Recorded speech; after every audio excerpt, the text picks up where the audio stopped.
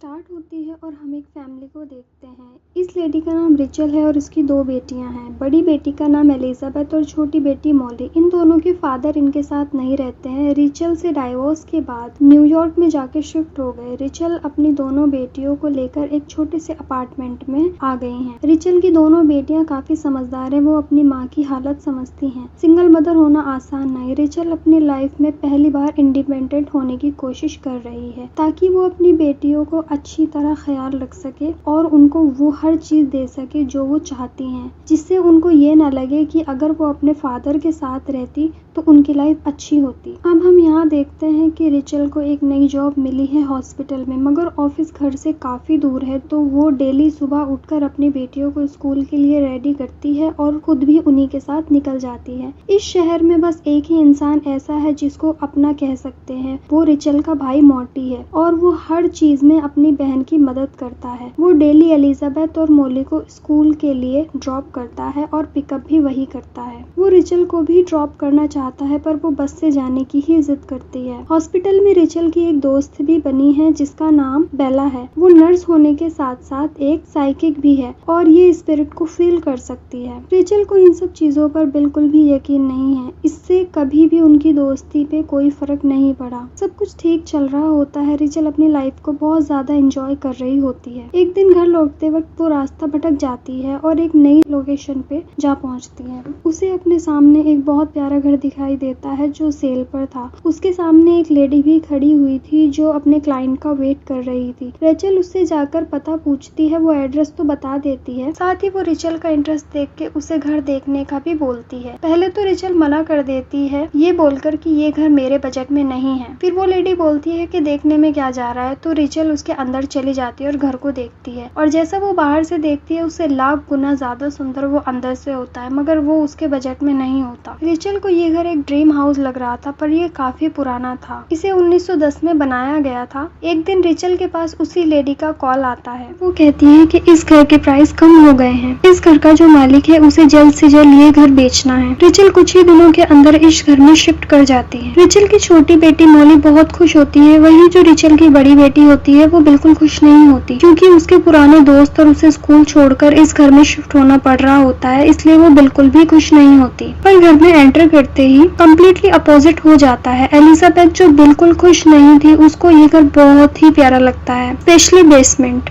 उसको ही अपना रूम बना लेती है। दूसरी तरफ है मॉली जो आने से पहले बहुत खुश थी। उसे इस घर में कुछ ठीक नहीं लग रहा था, स्पेशली बेसमेंट। उसे उससे डर लग रहा था। मॉली बचपन से ही काफी अलग है और ये नेगेटिव एनर्जी को भी फील कर सकती है। वो बेसमेंट में एक मिनट भी रहना नहीं चाहती थी। मॉली ऊपर वाला रूम ही ले लेती है। मार्टी एक आर्किटेक्ट है तो उसको तो आना ही था। घर की छोटी मोटी रिपेयरिंग करने के साथ में वो अपनी बहन के लिए गिफ्ट में न्यू कार भी लाया था। नया घर, नई कार, एक नई शुरुआत थी। रिचल बहुत खुश होती है। मार्टी को भी बहुत खुशी होती है। अब मार्टी बेसमेंट चेक कर रहा होता है रिपेयरिंग के लिए। चेक करते टाइम उसे दीवार पर एक हॉल दिखता है। अंदर 1 फुट की दूरी पर एक जाली थी जो शायद प्लम्बिंग के लिए यूज की जाती होगी, पर उसे ये समझ नहीं आता कि इसके सामने दीवार की क्या जरूरत थी और एक दीवार तो सड़ भी चुकी थी। तो वो लोग इस दीवार को तोड़ने का डिसाइड करते हैं, लेकिन जैसे ही वो लोग बेसमेंट से चले जाते हैं हमें उसी जाली में से एक हाथ निकलता दिखता है। शायद इसलिए ये दीवार यहाँ पर थी। ये फैमिली कुछ ही दिनों के अंदर उस दीवार को तोड़ देती है। इससे इस रूम का लुक बिल्कुल ही चेंज हो जाता है। अगले दिन एलिजाबेथ जब इस रूम को सेट कर रही होती है तो उसको एक म्यूजिक बॉक्स मिलता है जो अपने आप ही बज रहा था। दूसरी तरफ मॉली ऊपर वाले वॉशरूम में होती है जहाँ पर उसे एक लड़की दिखाई देती है, पहले मिरर में और फिर उसे बिल्कुल आंखों के सामने, और वो रो रही होती है। उसकी बॉडी पूरी तरह से भीगी होती है। उसका फेस बिल्कुल पेल था। ये सब देखकर मॉली बहुत तेज से चिल्लाने लगती है और भागकर नीचे आ जाती है। वो अपनी माँ को इन सब के बारे में सब कुछ बताती है। जब उसकी माँ चेक करने आती है तो वहाँ पर उनको कोई भी नहीं दिखता है। अगले दिन एलिजाबेथ को उसी म्यूजिक बॉक्स में एक फोटो मिलती है, एक कपल की, एक आदमी और साथ में वही लड़की। जब वो उस फोटो को ध्यान से देखती है उसके नाक से खून बहने लगता है और हमें फिर से वही लड़की दिखाई देती है। एलिजाबेथ उसे देख नहीं पाती इसलिए उसे कुछ भी फील नहीं होता है। और दूसरी तरफ मॉली अपनी माँ को बताने की बहुत कोशिश करती है। वो उसको समझाती है मगर उसकी माँ समझना नहीं चाहती क्योंकि उनको इन सब चीजों में बिल्कुल भी विश्वास नहीं होता। उसकी माँ को लगता है शायद इस घर के खालीपन से मॉली को डर लग रहा है। इस बात को अपनी फ्रेंड बेल के साथ भी डिस्कस करती है और बेल गेस कर पा रही थी कि उस घर घर में शायद कुछ हॉन्टेड है। उसी दिन स्कूल से घर लौटते टाइम खिड़की पर वही लड़की उसको दिखाई देती है, जैसे वो उनका ही वे कर रही हो। उसके फेस पर एक अजीब सी स्माइल थी। मॉली बहुत ज्यादा डर जाती है और वो अपनी बड़ी बहन से कहती है कि अंदर बिल्कुल मत जाना। वो अपनी बड़ी बहन को अंदर जाने से बहुत रोकती है, मगर एलिजाबेथ को कुछ नहीं दिखता और इसलिए वो घर में एंटर हो जाती है। एंटर होते ही एलिजाबेथ बेहोश हो जाती है और डोर अपने आप लॉक्ड हो जाता है। मॉली उसको खोलने की बहुत कोशिश करती है और फाइनली वो गेट खोलकर उसके पास आ जाती है, मगर उसकी बहन कुछ समझ नहीं पाती। उसको ये लगता है कि शायद वो चक्कर की वजह से गिर गई होगी, लेकिन वो उसी आत्मा से टकराती है और इसलिए वो गिर जाती है। मॉली फिर से अपनी माँ को दोबारा समझाती है, उसकी माँ समझना नहीं चाहती क्योंकि वो उन बातों पे यकीन ही नहीं करती। तो मॉली उनको बोलती है कि आज रात कुछ बहुत बुरा होने वाला है, क्योंकि मॉली फील कर सकती है। उसी रात जब एलिजाबेथ नींद में थी, उसके पास वही लड़की आती है और वो उसे बड़ी अजीब तरीके से देख रही होती है, बिल्कुल उसकी आंखों में आंखें डालकर। कुछ ही देर में रिचल को अपनी बड़ी बेटी की चिल्लाने की आवाजें आती हैं। तो भागकर बेसमेंट में जाती है पर दरवाजा बंद हो चुका है। उसकी बेटी कंटिन्यूस चिल्ला रही थी और फिर रिचल दरवाजा तोड़कर अंदर जाती है और वो देखती है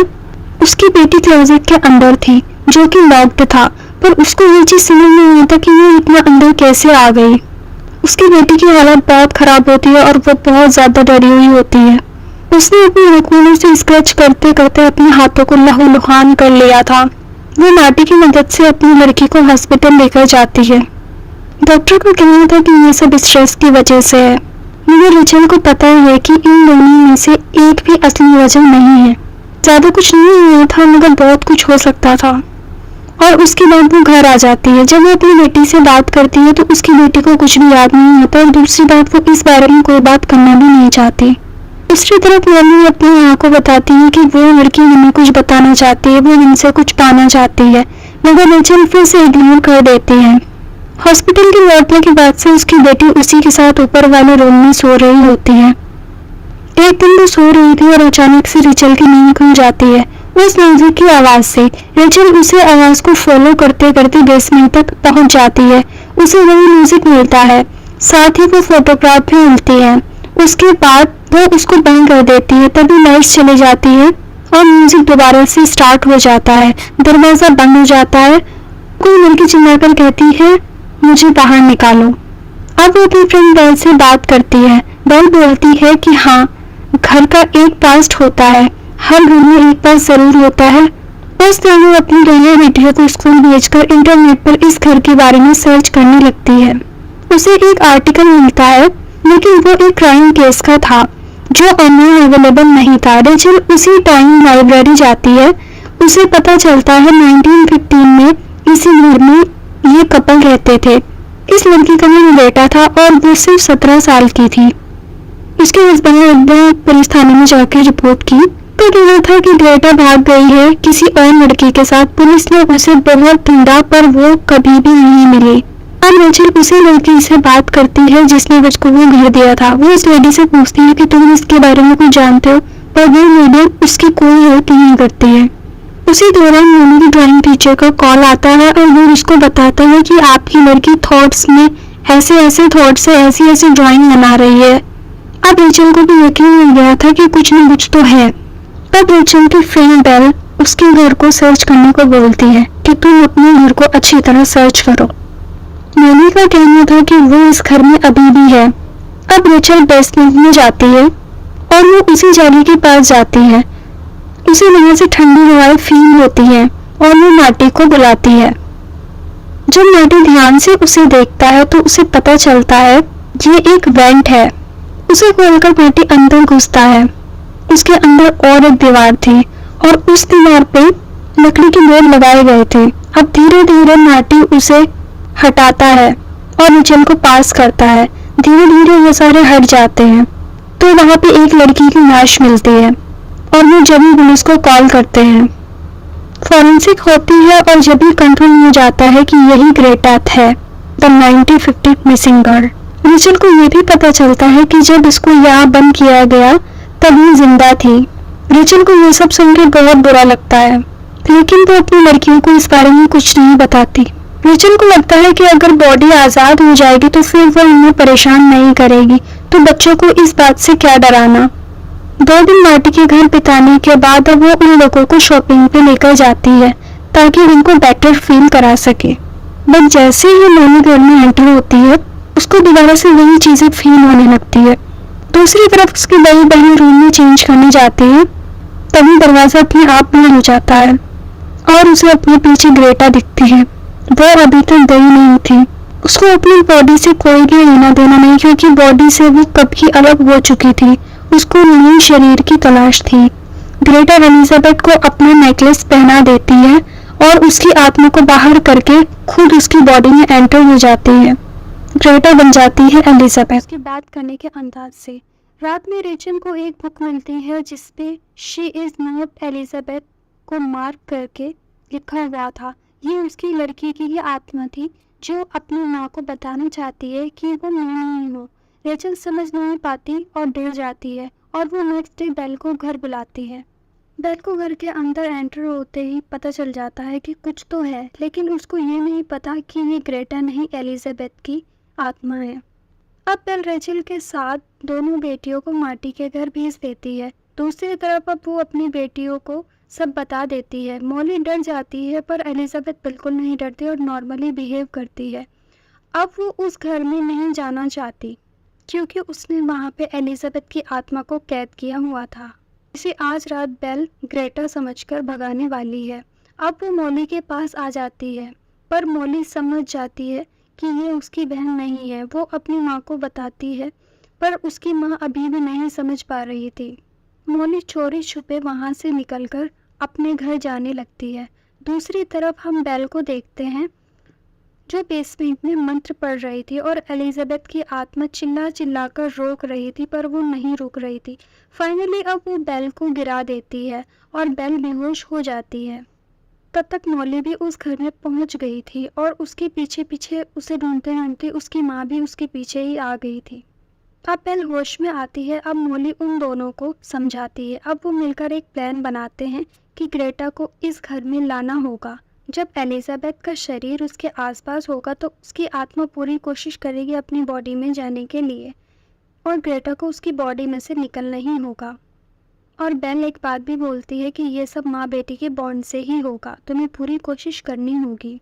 नेक्स्ट डे रेचल उसे बहला फुसलाकर घर ले आती है और उससे पूछती है मैंने तुम्हारा नाम एलिजाबेथ क्यों रखा। उसकी बेटी को तो इस बारे में पता था।